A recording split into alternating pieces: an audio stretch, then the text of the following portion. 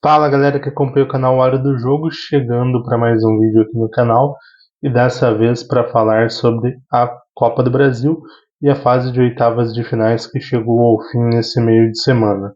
Antes de começar a falar sobre os jogos, lembre-se de se inscrever no canal, ativar o sininho das notificações, curtir, comentar, compartilhar para ajudar a gente a estar divulgando esse conteúdo e a estar trazendo mais conteúdo aí para vocês.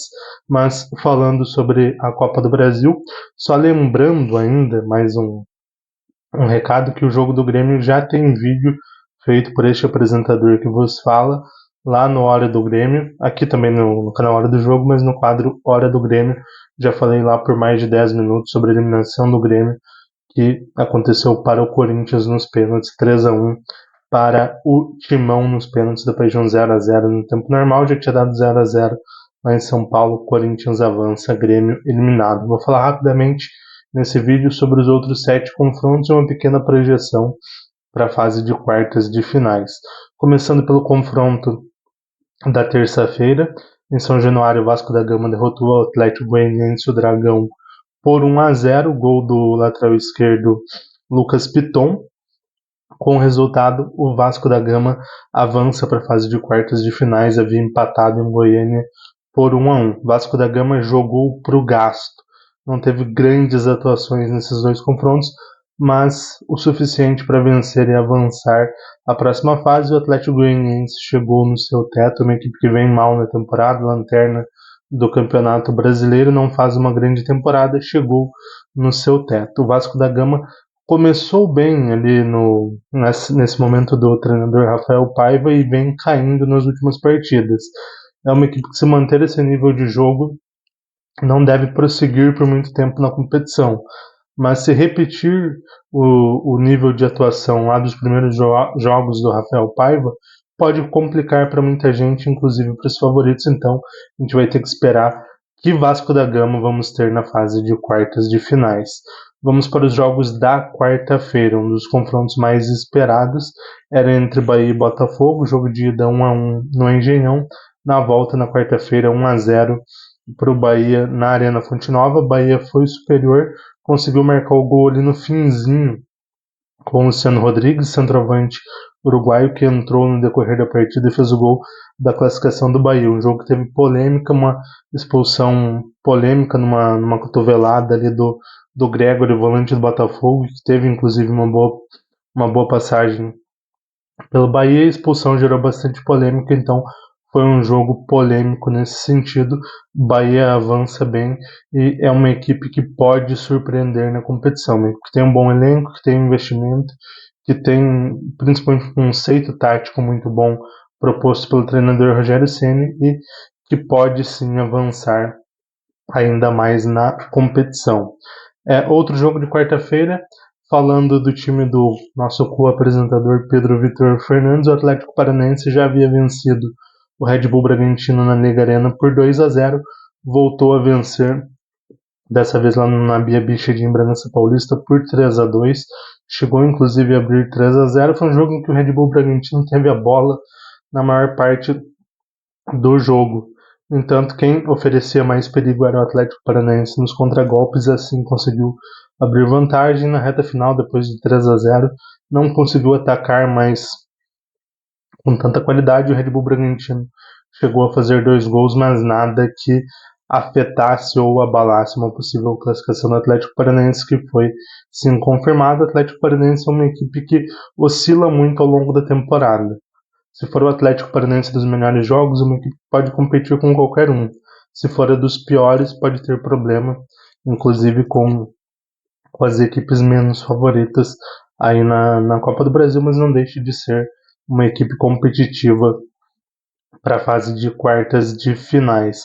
Mais um confronto da quarta-feira, o Atlético Mineiro fez 3-0 para cima do CRB, o confronto mais disparelho dessa fase de oitavas de finais. Tinha empatado lá em Maceió por 2-2, fez um resultado tranquilo dentro da Arena MRV, com destaque para os laterais. O argentino lateral direito Renzo Saravia marcou 2 gols e o Guilherme Arana fez um gol e deu assistência também. O Atlético Mineiro fez o dever de casa e chega como um dos grandes favoritos já a partir da fase de quartas de finais da Copa do Brasil. Então a gente já falou do jogo do Grêmio também, que ocorreu na quarta-feira. Outro confronto mais esperado, que também foi na quarta-feira, foi o confronto entre Palmeiras e Flamengo, os dois melhores elencos do futebol brasileiro e sul-americano.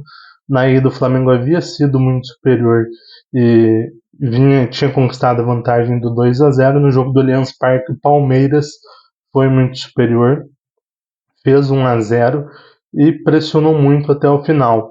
O Flamengo recuou demais. O Tite tem um pouco dessa característica em alguns momentos de recuar demais, de puxar um pouco o freio de mão da equipe, mesmo tendo qualidade para mostrar um pouco mais. E isso que ele fez nessa partida, acabou sofrendo um pouco mais. É lógico que se ele se lançasse ao ataque, poderia sofrer um pouco mais defensivamente, mas também poderia gerar um pouco mais no ataque, um pouco mais de perigo, pudesse incomodar um pouco mais a equipe do Palmeiras, coisa que não aconteceu. Mas no geral do confronto, o Flamengo foi superior e mereceu avançar e chega com certeza como um dos favoritos, eu diria, no momento como principal favorito ao título da Copa do Brasil. Mas mais confrontos ainda na quarta-feira a gente teve Fluminense e Juventude no Maracanã. A Juventude havia vencido na ida no Alfredo Jaconi por 3-2, dessa vez no Maracanã empate por 2-2. A Juventude chegou a abrir um 2-0, fez um jogo muito consistente defensivamente, em que explorou muito bem os contragolpes e assim conseguiu abrir vantagem. Já na reta final, o Fluminense buscou empate, um gol aos 45 do segundo tempo, com o Cauã Elias aos 48 com o Keno, mas já era tarde demais para buscar a classificação. 2-2.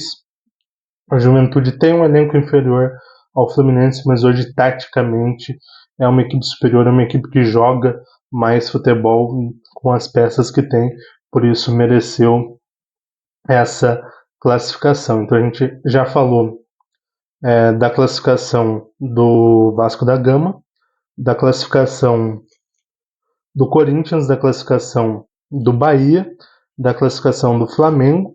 Agora a gente falou da classificação do Juventude. Falamos também sobre a classificação do Atlético Paranaense e falamos da classificação do Atlético Mineiro. A última equipe a se classificar foi o São Paulo, que havia vencido o Goiás no Morumbi por 2-0, jogou na Serrinha, segurou um empate em 0-0. Foi um jogo onde o São Paulo não conseguiu jogar tão bem assim, mas o suficiente para segurar o Goiás e segurar a vantagem consistente que tinha conquistado no primeiro jogo. Com isso, avança o São Paulo, atual campeão, avança a fase de quartas de finais da Copa do Brasil. Como vai ser a fase de quartas de finais?